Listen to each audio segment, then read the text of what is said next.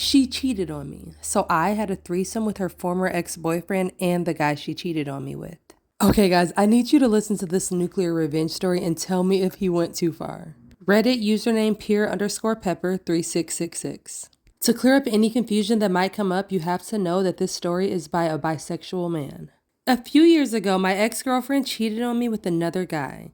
She then had the audacity to tell me that if I was grown up, I could deal with it, and that she hopes that we can still be friends. Then she went on to say that she lost any feelings for me and was fully in love with this new guy.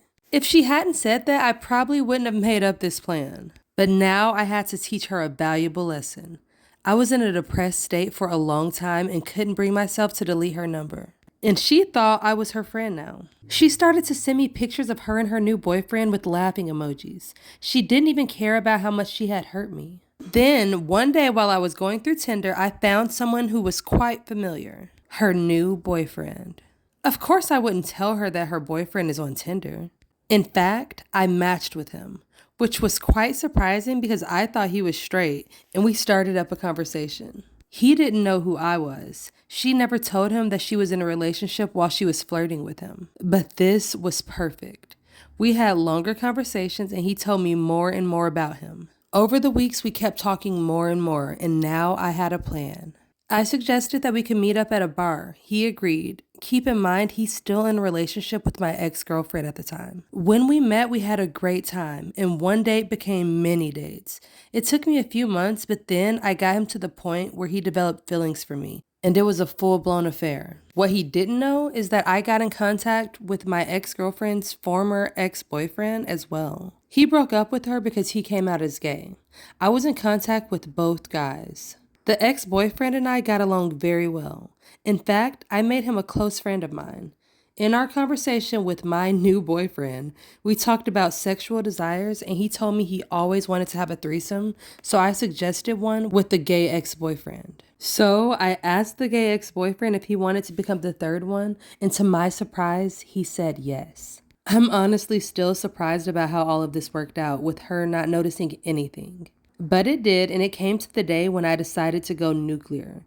The two guys came to my apartment, I led them into the bedroom, and they started talking to each other, and I took a quick selfie so that later on I could have the picture as proof that we were all together. Then the action started. I won't tell any details, but it was amazing.